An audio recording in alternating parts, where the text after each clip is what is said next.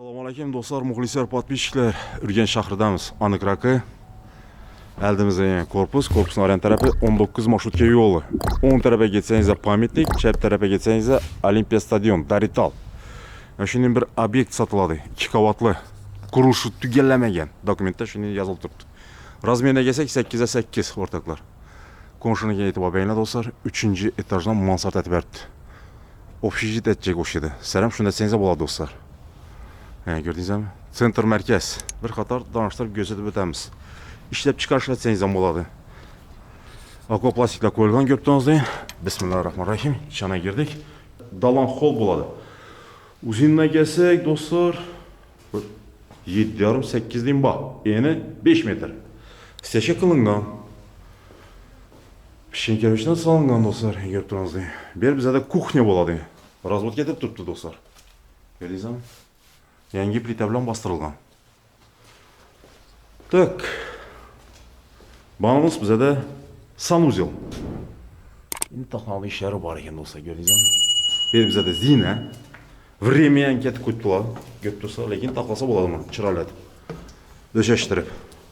Временный bu zinamiz. Do'stlar, xudo xolsa yuqorim diklandik. Bir kichkina bir ikinci etajdan holi. Yerda bir ugal qo'yib bersangiz ham bo'ladi. Mana do'stlar, ko'rib turibsiz. Chep tomonda bizada spalni xona.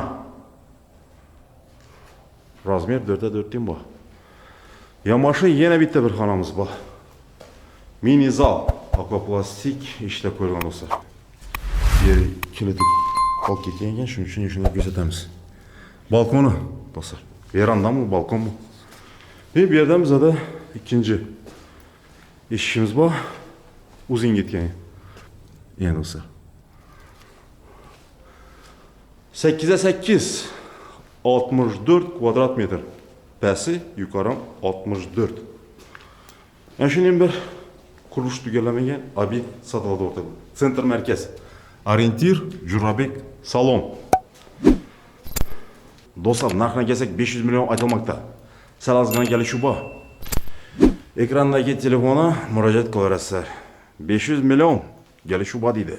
Savollaringiz bo'lsa bemalol gelişip sodalaş bo'laverasizlar do'stlar. Center merkezden şimdi kuruş tügellemegen. Haqla ishlab chiqarish, haqla yasha degan obyekt bu.